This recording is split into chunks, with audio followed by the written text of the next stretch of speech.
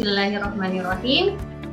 Innal hamdalillah nahmaduhu wa nasta'inuhu wa na'udzu min syururi anfusina wa min sayyiati a'malina. May yahdihillahu fala mudilla lahu wa may yudlil fala hadiya lahu. Asyhadu an la ilaha illallah la nabiyya ba'da. Terima kasih kami ucapkan kepada partisipan yang telah hadir di room ini bersama saya, Nisrina Nabila, mahasiswa Magister Pendidikan Agama Islam Universitas Islam Maulana Malik Ibrahim Malang, yang nantinya akan memandu acara podcast ini selama 30 menit ke depan. Bersama narasumber hebat dan keren tentunya, acara podcast ini merupakan hasil kolaborasi dari SMP 8 Kiai Haji Mas Mansur Malang, SMP Nasional Malang, dan juga dari SMA Negeri Jatinegara Tuban, yang dapat disaksikan melalui channel YouTube Magister PI Strip B. Jangan lupa pula untuk like, comment, subscribe, klik lonceng pada channel YouTube kami untuk mendapatkan hal-hal yang up to date dan bermanfaat tentunya. Adapun yang menjadi narasumber hebat kita pada kali ini adalah guru-guru PAI. Yang pertama ada Ibu Leni Makfira SEI dari SD Muhammadiyah 8 Kiai Haji Mas Mansur Malang. Ada Bapak Muhammad Fadlullah SPD dari SMP Nasional Malang, dan juga ada Ibu Azizah Nurul Aini dari SMA Negeri Jatinegara Tuban. Apa kabarnya? Kabar narasumber kita sore hari ini? Kita sapa langsung ya. Bagaimana kabarnya Ibu Laini? Alhamdulillah. Alhamdulillah, baik-baik ya. Sehat Ibu Laini? Alhamdulillah, sehat sekali. Alhamdulillah. Bagaimana kabarnya Pak Fadlullah? Alhamdulillah, Bu Ninis. Terima kasih sudah diundang. Pak, sama-sama. Terima kasih juga sudah menyempatkan waktunya.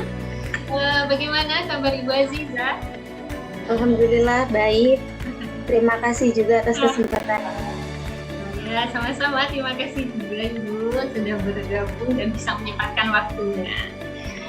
Ya, oke, apa sudah siap ya kita mulai podcast kita kali ini? Oke ya, kita mulai berbincang dengan narasumber terkini. Menanggapi tentang ada COVID-19, kita sebut saja wabah ya, yang melanda Republik Indonesia ini, yang membuat adanya suatu ketentuan Menteri Undang-Undang Nomor 14 Tahun 2020 yang mengharuskan belajar secara daring dan dengan pembelajaran yang tidak biasa, bahkan belum terbiasa. Nah, bagaimana nih tanggapan Bapak-Bapak Ibu sekalian dilihat dari perspektif guru? Oke, mulai jawaban dari Ibu Leni. Monggo Ibu Leni, bagaimana tanggapan Anda? Oke, terima kasih Bu Ninis ya. Jadi kalau tanggapan saya pribadi ini sebagai guru, adanya COVID ini, kemudian keluarnya ketentuan dari Menteri terkait dengan pembelajaran daring ini ya, ini otomatis sebenarnya mengagetkan kita ya, karena tiba-tiba waktu itu kan kita diliburkan sementara 2 minggu awalnya kan ya, kemudian bertahap. Nah, waktu itu kebetulan saya juga sebagai pengurus di sekolah itu, akhirnya kita yang sebelumnya tidak ada background, namanya belum ada pengalaman sama sekali tentang seperti ini, keadaan yang seperti ini, sehingga dari kami sendiri yang pengurus itu menyusun bagaimana menyusun pembelajaran daring itu bagaimana. Sedangkan orang tua itu dari sekolah kami itu kan tidak semuanya mampu, yang masih termasuk gaptek ya, jadi belum tahu tentang teknologi. Jadi di sini sebagai guru itu kita memposisikan diri bagaimana yang enak untuk guru dan juga untuk wali. Nah, ini yang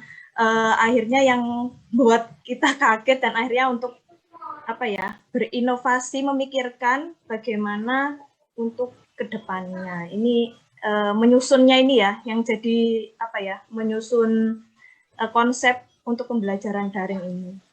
Kalau tanggapan dari Menteri itu ya, keputusan Menteri itu aja sih Bu.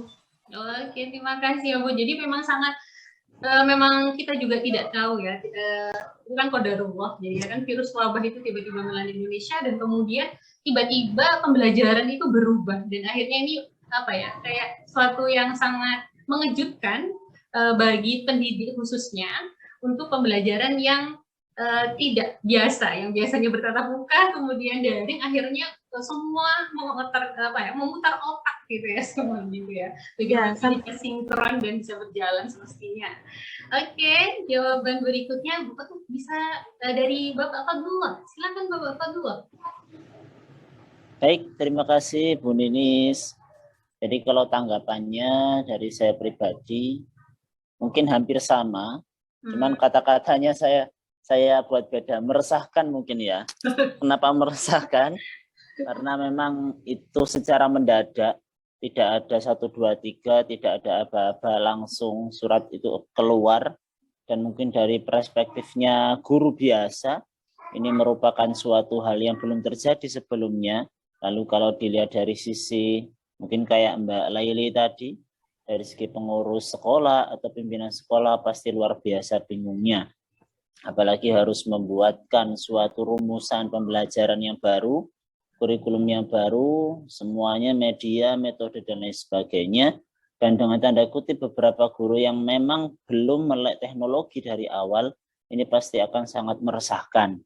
Kalau dari kaum-kaum muda, memang mereka sudah memiliki mungkin bakat atau bekal dari dulu ketika kuliah dan dari pengalaman kuliah sudah diberi bekal, jadi mungkin tinggal belajar sedikit lagi dan menambah pengalaman. Mungkin yang saya tekankan adalah dari perspektif wali murid dan siswa-siswinya, mereka yang tidak tahu apa-apa ternyata tiba-tiba harus dirumahkan. Dan memang tidak ada jaminan ketika itu kita harus memberikan pembelajarannya bagaimanapun semua sekolah juga kolaps kan ketika itu. Jadi mungkin kata-kata yang paling tepat saya pilih adalah meresahkan. Dan dari tanggapan saya pribadi, ini buat memang semua pasti ada hikmahnya dan itu imbasnya memang sekarang sudah terasa. Mulai dari melek teknologi, mulai dari variasi-variasi pembelajaran yang lain dan munculnya banyak konten kreator dadakan ya. YouTuber dari guru dan lain sebagainya itu. Mungkin itu dari saya. Terima kasih. Ya, terima kasih Bapak Fadlullah atas jawabannya. Wah ya emang to the point ya, langsung meresahkan kunci katanya ya, kata kuncinya.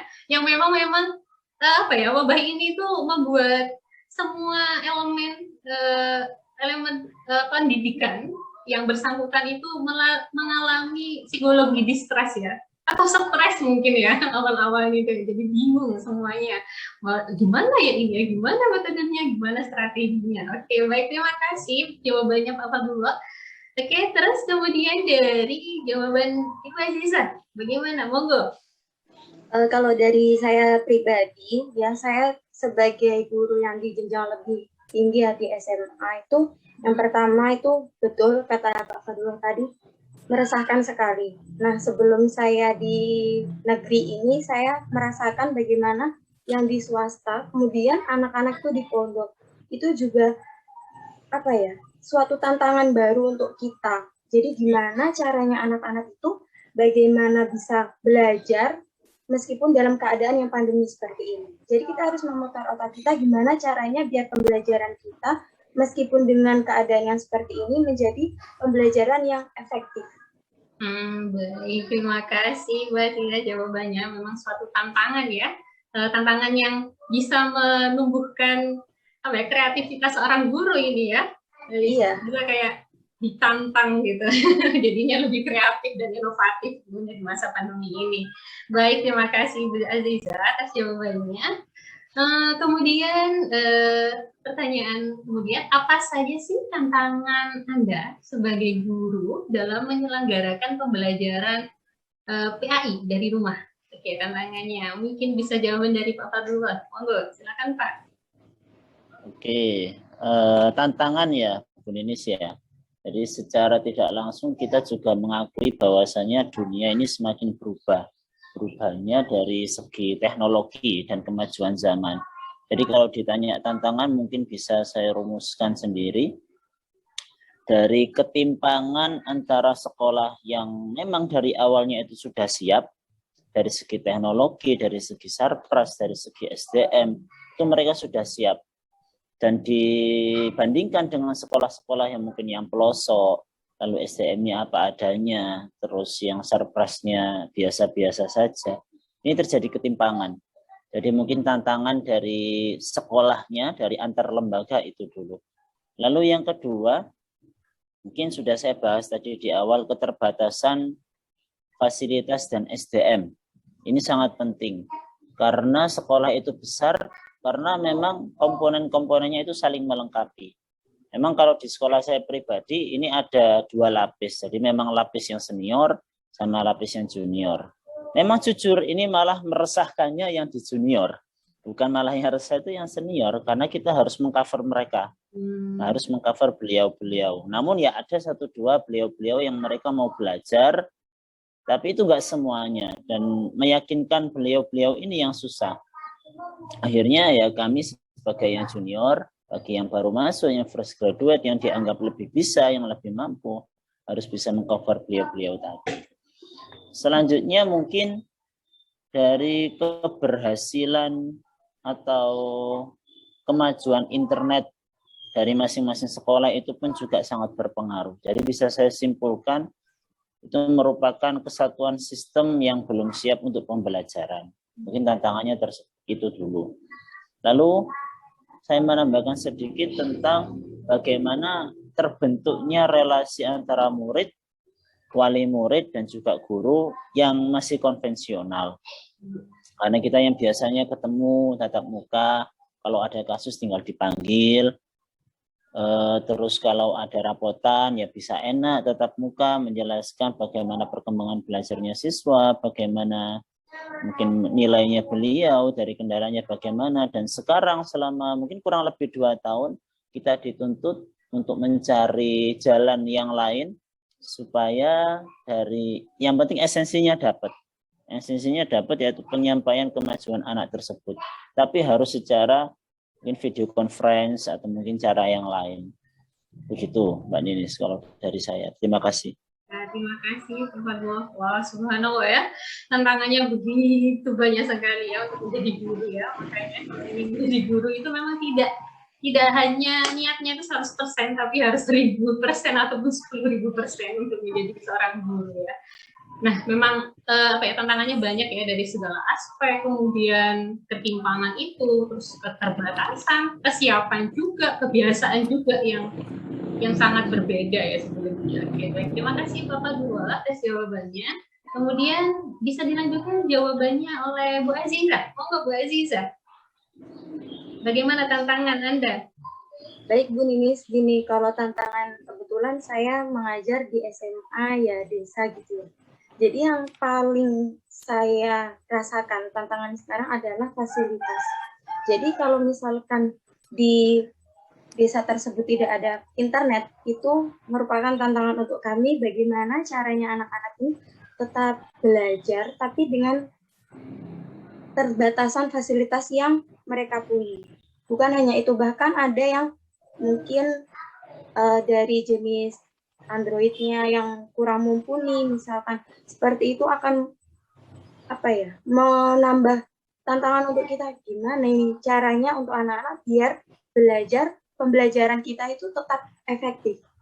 Baik. Terima kasih Bu Aziza. Memang sungguh sungguh miris sekali ya ketika hal tersebut terjadi ya. Ada perbedaan yang mungkin gadgetnya memang terbatas, terus aliran sinyal internetnya juga terbatas, itu memang sangat mengganggu sekali ya dalam pembelajaran untuk merata ya di antara siswa. Oke, baik, terima kasih Ibu Aziza jawabannya. Kemudian Ibu Leli, bagaimana tantangan Anda jadi guru PAI masa pandemi nih?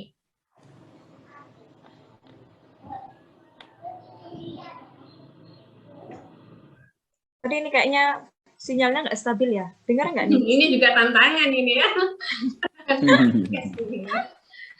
Oke, kalau untuk tantangan waktu pembelajaran ya, yang pertama itu jelas waktu itu semuanya ya merasakan ya. Yang biasanya kalau di SD itu kita itu sekali pertemuan 4 jam pelajaran, 1 jamnya itu kan 35 menit. Ketika pandemi ini kan terpotong sekali ya. Kemarin itu kalau kita sempat kayak pakai Zoom itu paling cuma 35 menit, yang dari 4 jam kali 4 kali 35 jadi cuma 35 menit aja itu waktu. Yang kemudian yang kedua itu media. Waktu awal-awal itu sebelum media ini konsepnya ya. konsep di sekolah itu sempat berganti-ganti menyesuaikan sebelum wali murid itu familiar sama Zoom, sama Google Meet itu kan kita hanya menyampaikan pakai modul. Sedangkan modul itu anak-anak kan masih cuma baca.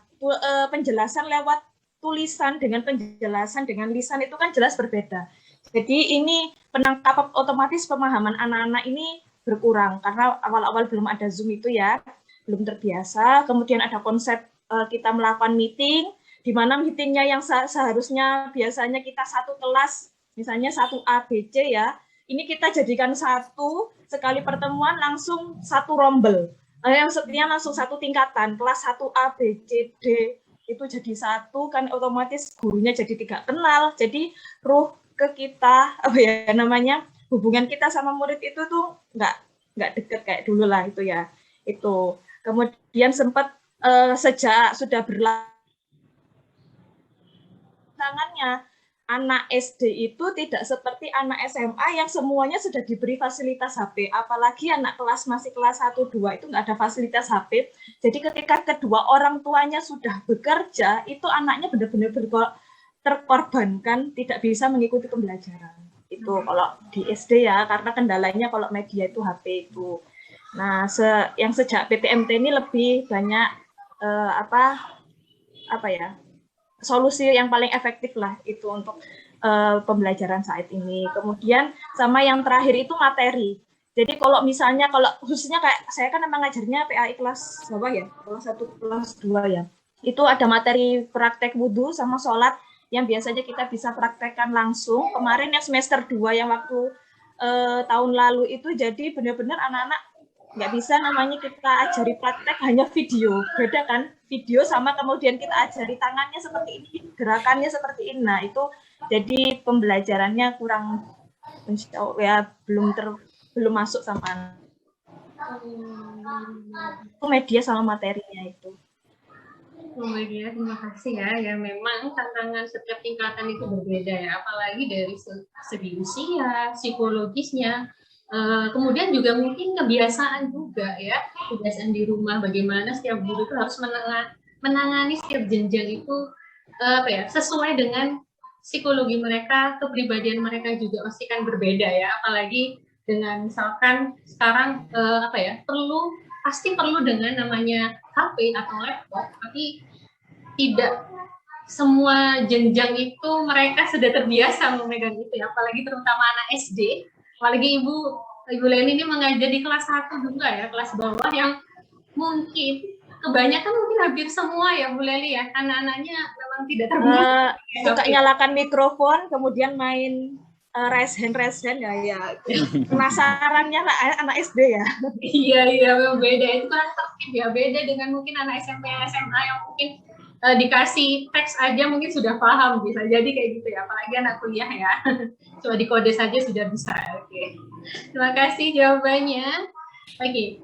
Kemudian pertanyaan berikutnya nih, bagaimana strategi guru memanajemen belajar PAI siswa dari rumah, baik itu siswa itu belajar mandiri, kemudian belajar praktik kayak sholat, wudhu, manasik dan lain sebagainya, apapun itu yang ada di dalam materi PAI, dan juga mungkin belajar kreatif atau prakarya, misalkan buat teliti tentang materi PAI, kemudian video kreatif dan lain sebagainya. Bagaimana tanggapannya? Oke, jawaban pertama monggo Ibu Aziza.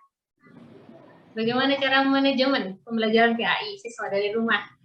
Kalau selama ini manajemen PAI kalau dari rumah itu mungkin kalau saya rasa ini selama ini tuh kurang efektif ya. Karena apa? Karena PAI itu kan harus praktek. Praktek itu enak kalau kita PTM, pembelajaran tatap muka. Jadi kalau misalkan hanya kita menggunakan video, kemudian kita praktek dengan Zoom, untuk kita bagaimana cara kita membenarkan anak, ini cukup sulit. Nah, di sini ada ada tantangan untuk kita. Jadi gimana caranya biar kita itu bisa membenarkan anak-anak ketika praktek. Dan kalau di SMA itu ada yang pembelajaran tentang tajwid dan lain sebagainya. Kalau misalkan ada pembacaan Al-Quran itu mungkin masih bisa. Dalam artian mungkin dengan Zoom nanti kita langsung betulkan. Tapi kalau misalkan untuk praktek-praktek dan lain-lain itu masih suatu kendala untuk kita, karena misalkan seperti praktik ada di situ tentang bab nikah. Nah, di situ kan bagaimana caranya kan beda dengan kalau kita itu pembelajaran dengan cara tatap muka. Kalau misalkan anak-anak itu kita berikan video, ini sudah kita kasih video, suruh belajar sendiri. Mungkin itu suatu yang mudah ya, tapi yang paling sulit bagi kami, kurang efektif itu ketika kita memberikan video, kemudian anak-anak itu ini sudah paham betul apa belum. Nah, itu yang menjadi kendala untuk kita selama ini yang kita rasakan. Maksudnya yang saya rasakan sendiri gitu. Dan teman-teman yang ada di sekolah saya. Baik. Kemudian ketika pembelajaran yang efektif gitu, apa yang Ibu lakukan atau Ibu membuat strategi apa atau trik apa yang kira-kira bisa menjadi efektif selama pandemi ini? Kalau selama pandemi ini, mungkin yang paling efektif yang saya pakai untuk memanajemen pembelajaran KI ini adalah dengan melalui Google Meet atau Zoom.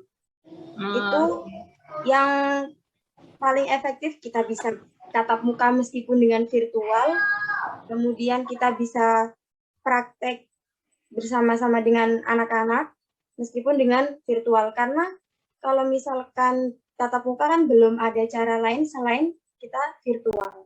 Oke, baik. Terima kasih Ibu jawabannya. Baik. Kemudian jawaban berikutnya dari Ibu Leli. Monggo Ibu Leli. Oke, ini ya strateginya ya. Kalau strategi ini kebetulan kami itu menyesuaikan dengan kebijakan sekolah ya. Yang awal-awal itu karena belum pakai virtual meeting, jadi masih pakai modul.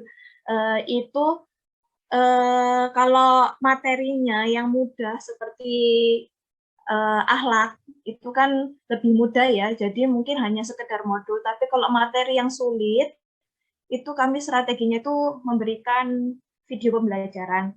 Tetapi dengan syarat kalau untuk SD itu konsentrasinya itu kan cepat ya. Maksimal sekali itu jadi video pembelajarannya itu 3. Jadi dengan langsung sudah dengan poin-poinnya. Bukan kan ada yang buat video pembelajaran itu yang masih teks, baca teks, kayak pindah PowerPoint kayak gitu kan. Jadi kalau ini kayak misalnya tentang pesan pokok itu kan susah ya untuk anak-anak ya, untuk kelas 1 gitu pesan pokok Al-Fatihah 7 ayat itu kan sangat berat gitu ya. Itu kita buatkan video pembelajaran. Kemudian kayak Toharoh untuk kelas 1 itu kan susah ya. Itu juga. Kemudian sama media audio kalau khusus untuk mencontohkan huruf hijaiyah. Kemudian di sini juga kita kalau misalnya untuk praktek, kalau kemarin yang praktek sholat sama wudhu itu kita penugasannya karena ini daring ya, jadi susah pemantauannya, strateginya kita cukup lebih ke bacaannya, jadi bukan gerakan. Jadi kan selain kita lebih ke bacaannya anak-anak, itu kita setoran. Nah, jadi lewat video call juga itu satu-satu, itu strateginya. Kemudian kalau untuk apa yang kreasi, kebetulan dari sekolah itu untuk tidak melakukan penugasan sementara ya, selama daring itu tidak ada penugasan yang merepotkan wali murid. Kadang-kadang penugasan yang tulis saja, tugas harian saja itu tidak tuntas ya. Anak SD itu apalagi nggak anak SD aja, cuma mungkin moodnya beda ya. Kalau anak SD itu lebih ke mereka itu pengen main gitu ya, pengen segera main. Mungkin kalau SMP sama SMA mungkin karena sudah mereka ingin segera melakukan hal yang lainnya gitu. Kalau makanya di sini kalau untuk penugasan kreasi tidak ada. Jadi sementara strateginya itu, dan menurut saya yang selama ini yang paling efektif adalah setelah PTMT ini. Jadi walaupun sebagian masuk kelas, tapi yang di sekolah, yang di rumah tetap bisa ikut gabung di kelas ya, pakai virtual itu. Kemudian kita dampingi LK-nya. Jadi Kalau kelas bawah itu mungkin lebih kayak kita baca bersama-sama, kita jawab gitu. Kalau mungkin kalau kelas atas itu tidak perlu dibacakan, tetapi tetap dibimbing nomor 1, nomor 2 kayak gitu kan. Kalau SD masih seperti itu. Jadi agar dituntut ketika itu juga selesai, ini adalah yang paling efektif sih ketika yang PTMT ini yang paling efektif. Daring, luring, jalan. Oh, baik-baik. Wah, memang harus telaten ya sepertinya ya. Jadi ya, Masya Allah ya. Sampai yang di rumah itu kayaknya nggak terabaikan kan. Kita fokusnya kan tidak ke kamera gitu kan, pakai tripod, pakai HP gitu kan. Kita fokusnya tapi kan ke kelas gitu. Tapi setidaknya mereka mendengarkan penjelasan langsung. Iya, memang ya, memang beda ya pembelajarannya. Apalagi khususnya SD ya, apalagi kelas bawah pula ya Bu ya. Memang apa ya, kayak usahanya itu perlu, telatennya itu perlu, kesabarannya itu harus lebih banyak. Ya, nomor 1 gitu kan. Tunjuk jarinya nomor 1. Iya, diteleponin satu-satu, suruh setoran satu-satu, absen satu-satu ya. Terus suruh ngerjakan di waktu itu pula sampai selesai. Gitu ya Bu ya. Wah, subhanallah ya. Memang ini alhamdulillah. Ya. Oke, jawaban berikutnya baik. Monggo Bapak. Gimana nih strateginya nih?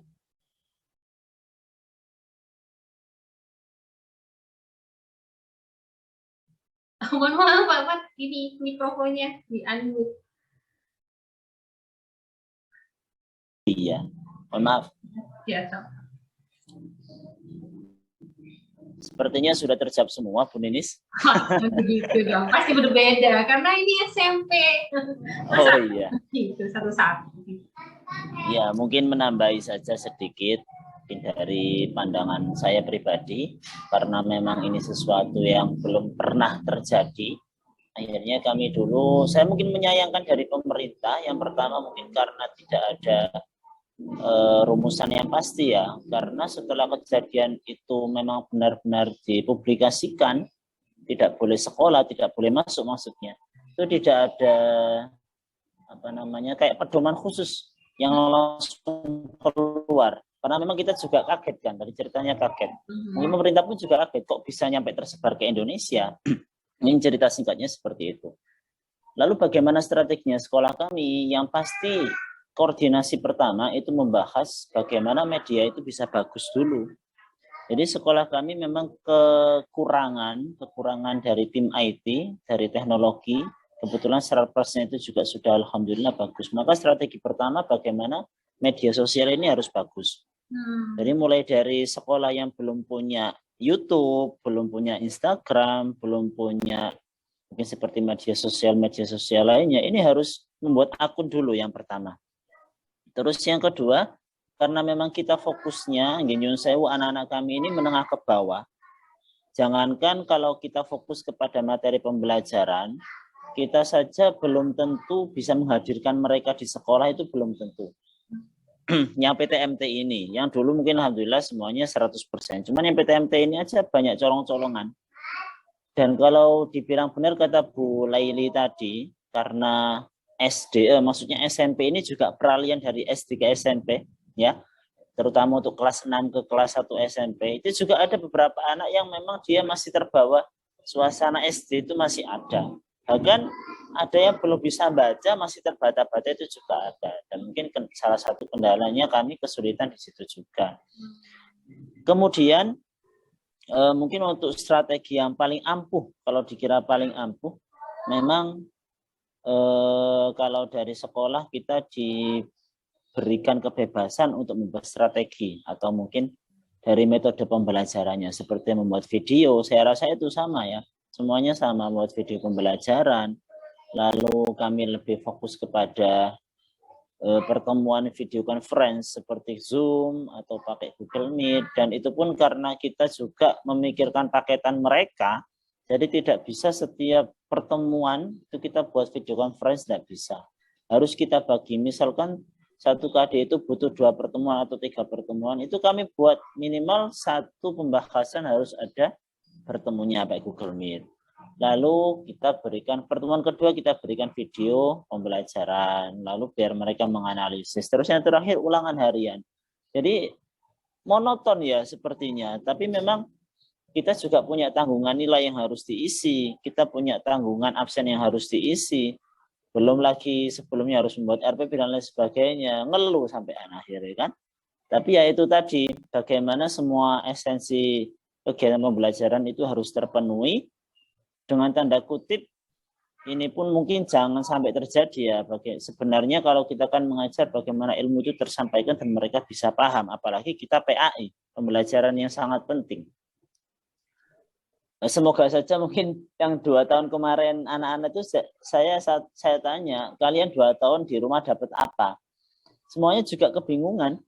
Mereka dapat apa? Ada yang cuma rebahan saja nyantai di rumah, ada yang berkarya juga, ada yang buat video, ada yang menghasilkan cuan gara-gara nge-game, macam-macam. Ya itu mungkin sekilas cerita dari anak-anak SMP kami. Terima kasih. Baik, terima kasih ya, Alhamdulillah saya sangat terkagum sekali ya, Masya Allah sekali dengan ceritanya. Wah, memang ya, nah, memang bermacam-macam ya. Jadi memang strategi ini memang membutuhkan trial error ya. Ketika dicoba terus diganti, kemudian ini cocok nggak untuk diteruskan, atau cocok untuk dimodifikasi mungkin, atau cocok untuk dihilangkan atau dirubah. Oke, baik, terima kasih jawabannya Ibu Bapak sekalian. Nah, pertanyaan berikutnya nih, bagaimana cara menjaga motivasi siswa dalam belajar daring? Nah, ini gimana nih cara menjaga motivasi siswa mungkin, atau memotivasi siswa untuk belajar daring lebih semangat? Oke, monggo Pak Fadlul jawabannya. Oke, jadi bagaimana cara menjaga motivasi ya? Ya, itu berarti motivasinya sudah terbentuk, maka harus dijaga. Nah, bagaimana menumbuhkan motivasinya ini yang belum tentu bisa. Cuman kalau kami punya prinsip seperti ini, Bu Ninis, intinya pendampingan yang serius nanti akan menghasilkan anak yang benar-benar serius pula. Begitu. Jadi nggak hanya sama anaknya, jadi 3 komponen ini harus benar-benar nyambung, harus connect dari guru, dari orang tua, dan juga murid. Motivasi terbesar itu sebenarnya motivasi ke diri sendiri kan ya. Jadi anak ini ditata dulu niatnya. Kalau saya kadang masuk pertama ke kelas itu memang harus ditata dulu. Jadi meskipun mereka daring, meskipun luring, saya rasa motivasinya sama. Begitu. Cuman bagaimana caranya ini, pendampingan ini, terutama wali kelas. Kan kalau di SMP nggak ada guru kelas ya. Kalau mungkin di SD ada guru kelas. Kalau kita guru mapel, terutama wali kelas, itu benar-benar harus didampingi. Kendalanya nggak masuk kenapa, terus kenapa nilainya bolong-bolong, kosong-kosong. Nggak punya HP Pak, ini yang susah kalau nggak punya HP. Bahkan kalau kami memberikan solusi, wis nggak apa-apa datang aja ke sekolah. Satu kelas mungkin ada 1-2 anak ke sekolah, mereka yang mengerjakannya manual di kelas. Jadi mereka datang langsung. Nggak punya paketan Pak, wis nggak apa-apa datang ke sekolah. Nggak punya, itu dulu sebelum ada paketan Kemendikbud atau Kemenak juga. Wis nggak apa-apa, nggak punya paketan, ya udah adanya WA, ya udah kumpulkan WA seadanya. Jadi satu guru, satu mapel itu pun juga metode pembelajarannya beda-beda. Cara pengumpulan penilaian juga beda-beda, macam-macam. Jadi motivasi terbesar kalau dari kami ya 3 komponen itu, dan tetap niat dari anak tersebut harus benar-benar didampingi secara serius. Terima kasih. Ya, terima kasih Bapak Fadlul. Jadi yang harus pendampingan secara intens ya dan khusus, dan juga jangan lupa juga hubungan antara guru, siswa, dan orang tua yang harus saling berkolaborasi dan bekerja sama ya untuk mencapai pendidikan yang lebih baik. Oke, terima kasih Bapak Fadlul. Kemudian monggo jawabannya dari Bu Azizah.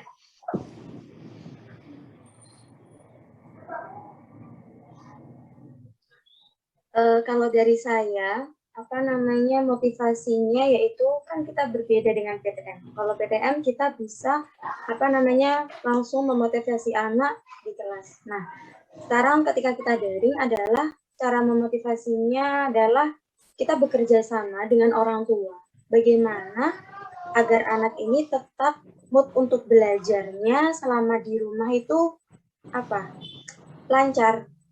Dalam artian dia nggak ada penurunan dia lebih rajin juga gitu loh, kayak seperti di kelas. Jadi kalau misalkan selama ini yang kami terapkan itu kita berkomunikasi dengan orang tua. Kalau misalkan dan apalagi yang kita alami yang di SMA itu kan mereka lebih dewasa ya. Jadi pemikirannya itu kalau misalkan apalagi dengan daring seperti ini, mereka malah lebih suka ya yang tadi Pak Fadullah tadi bilang atau yang disampaikan tadi benar. Ada anak-anak yang mungkin malah motivasinya mereka itu ada yang bikin YouTube akhirnya dapat cuannya gitu. Jadi apa ya? Kita harus bisa bekerja sama, bersinergi dengan orang tua untuk memotivasi anak agar bisa belajar dengan baik, meskipun dengan cara daring. Terima kasih jawabannya Miss ya, memang sama ya, memang harus selalu bekerja sama, berkolaborasi dan juga bersinergi tentunya ya dengan orang tua. Iya, karena kan di rumah ya, jadi kita tidak bisa memantau ketika anak tersebut di sekolah. Kan berbeda. Kalau misalkan di sekolah kita bisa mantau, tapi kalau misalkan di rumah kita harus bisa bekerja sama dengan orang tua. Jadi orang tua ada perhatian kepada anak tersebut. Ya, baik. Terima kasih Mbak Ziza jawabannya. Oke, sekarang jawaban dari Ibu Lali. Bagaimana nih motivasi menjaga siswa SD dalam belajar daring? Monggo. Kalau untuk apa ya, menjaga motivasi sebenarnya mereka udah termotivasi ya. Cuma kalau untuk menjaga itu berarti kan kalau waktu daring itu kemarin susah sih untuk memotivasinya itu kan karena waktunya terbatas, kemudian tidak ada pendampingan penugasan ya, otomatis itu dengan kata-kata anak-anak nggak bisa kan, yang masih belum bisa. Jadi kalau alhamdulillah waktu PTMT sih kita lebih mudah memotivasi ya. Jadi yang pertama kalau dari kitanya itu yang pertama yang jelas itu sabar. Lebih sabar kan karena waktu terbatas, cuma bertemunya 35 menit loh ya di kelas, cuma 35 sampai 45. Harus lebih sabar karena kalau apalagi anak SD itu nada tinggi sedikit aja itu dibilang gurunya galak ya kan, istilahnya kan jaga mood kan. Otomatis ketika besok giliran dia di rumah, giliran di rumah kan dia, kalau kita sabar akhirnya di rumah itu dia tetap semangat mengikuti pembelajaran daring dari rumah. Jadi dia termotivasi, oh gurunya itu menyenangkan kok, nggak galak kayak gitu kan. Kalau galak sedikit kan anak SD nggak mau sama guruku ya kan. Nah, yang pertama itu lebih ke karakter kita. Yang kedua itu juga kita tetap menyelenggarakan pembelajaran menyenangkan. Nah ini kan metodenya macam-macam ya. Jadi yang membuat suasana menyenangkan di kelas. Jadi ketika dia yang ada di rumah pun akhirnya besok tuh penasaran. Waktu di daring itu aku tetap mau ikut daring Zoom-nya ini gitu, karena pasti menyenangkan pembelajaran. Jadi itu walaupun di dalam kelas ataupun di rumah, jadi dia tetap patokannya itu adalah pembelajarannya ini akan menyenangkan gitu. Karena yang diingat-ingat itu anak-anak itu. Semoga ya.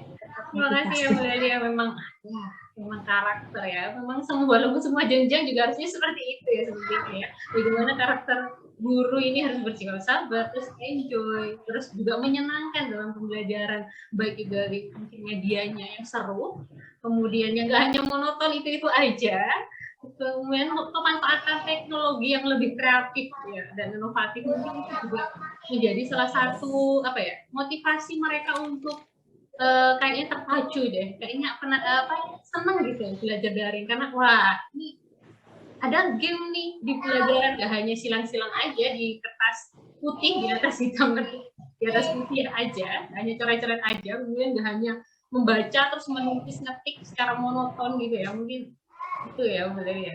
Oke, terima kasih ya Bu Leli jawabannya. Nah, sudah di penghujung ya ini soal terakhir ya. Wah, tidak terasa ya. Sebelum kita akhiri nih acara podcast kita kali ini, boleh dong untuk menyampaikan 1-2 rangkaian kalimat sebagai penyemangat untuk para pendidik dan anak didik untuk menyongsong pendidikan yang lebih baik. Ayo. Oke, 2 kata kalimat dari Ibu Azizah, monggo. Wajangannya nih, bagaimana? untuk menyongsong pendidikan yang lebih baik, sebagai seorang guru itu harus semangat, harus ikhlas, tetap tersenyum untuk melihat dan mendidik generasi kita. Karena generasi apa yang kita didik insya Allah nanti akan menjadi tabungan amal untuk amal ibadah kita di akhirat nanti. Jadi harus semangat, tetap tersenyum meskipun dalam keadaan pandemi yang penuh dengan tantangan. Oh, iya. Terima kasih ya Bu Aziza, penyemangatnya. Sabar ya, semangat gitu. Oke, Pak Fadlul, monggo Pak Fadlul, jangan Loh. Pak Fadlul. Saya ini. Apa dia dong? Ya, monggo Pak. Kalau dari saya untuk gurunya, meskipun mendadak tetaplah selalu mendidik.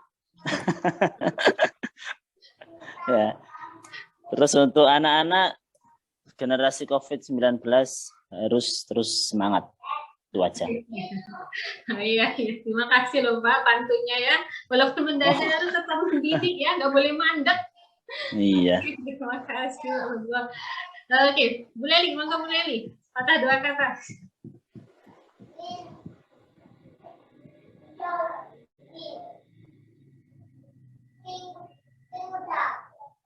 Mic-nya Bu Leli. Mohon maaf. Iya benar. Iya benar.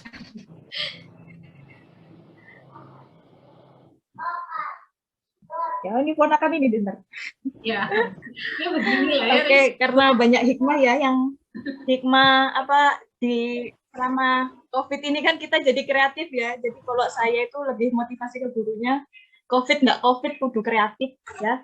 Karena itu pandemi itu hanya apa itu masa sekilas, tapi sebenarnya untuk kedepannya kita harus memang selalu kreatif untuk menjadi pendidikan ini lebih baik. Oke ya, COVID harus kreatif dan inovatif ya tentunya ya. Terima kasih Bu Leli. Oke, terima kasih penyemangatnya dari narasumber kita yang hebat-hebat ini dan kece-kece ini ya. Nah, sampailah kita di penghujung acara ini, ada beberapa poin penting yang akan saya sampaikan, yaitu di mana kita menghadapi pandemi khususnya dalam pembelajaran daring, kita sebagai orang tua, guru, dan pemangku kepentingan pendidikan, itu marilah membentuk suatu tim yang solid, yang dapat mendukung dalam pembelajaran daring tentunya. Kemudian yang kedua, kita lakukanlah pembelajaran yang terbaik untuk pembelajaran daring khususnya. Kemudian yang terakhir adalah kita perlu adanya manajemen dalam teknologi yang sepertinya dikatakan bahwa kita dapat menggunakan dan memanfaatkan teknologi sebaik-baiknya jika kita dapat memanajemennya. Pas sudah 30 menit ya, bahkan lebih, tidak terasa perbincangan kali ini ya. Terima kasih kepada Ibu Leli Magfiro selaku Guru PAI SDN Muhammadiyah 8K Haji Mas Mansur Kota Malang, Bapak Muhammad Fadlullah SPD selaku Guru PAI SMP Nasional Kota Malang, dan Ibu Aziza Nurul Aini selaku Guru PAI SMA Negeri Jatinegara Tuban. Terima kasih ya semuanya atas ilmunya, kemudian dan meluangkan waktu untuk berbincang dan berkolaborasi dalam podcast ini. Oke, kita sudahi ya acara kita sore hari ini. 30 menit berlalu, tidak terasa. Kesalahan adalah milik saya dan kesempurnaan adalah hanya milik Allah Subhanahu wa Ta'ala. Saya mohon ampun jika adanya kata-kata saya yang salah dan kurang berkenan. Dan kepada hadirin sekalian, saya mohon maaf. Wabillahi taufiq wal hidayah. Walhidayah. Wassalamualaikum warahmatullahi wabarakatuh. Terima kasih semuanya. Terima kasih bapak-bapak, ibu-ibu yang sudah meluangkan waktunya untuk berbincang